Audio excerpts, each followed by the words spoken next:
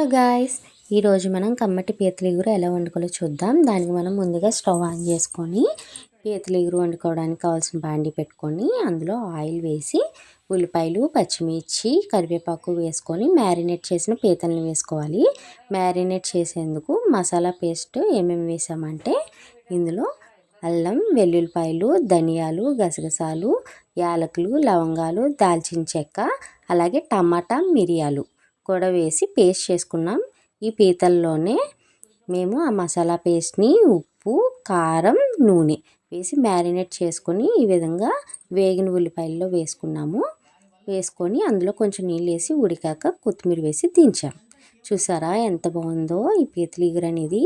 మా ఇంట్లో ఒకవైపు అయితే చేపల పులుసు అయ్యింది, ఒకవైపు పీతల ఇగురు కూడా అయింది.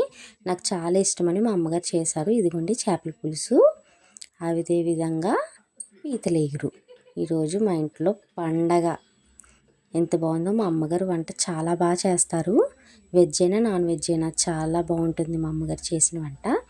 ఇంక ఈ చల్లటి క్లైమేట్లో వేడి వేడి చేపల పులుసు, కమ్మటి పీతల ఇగురు.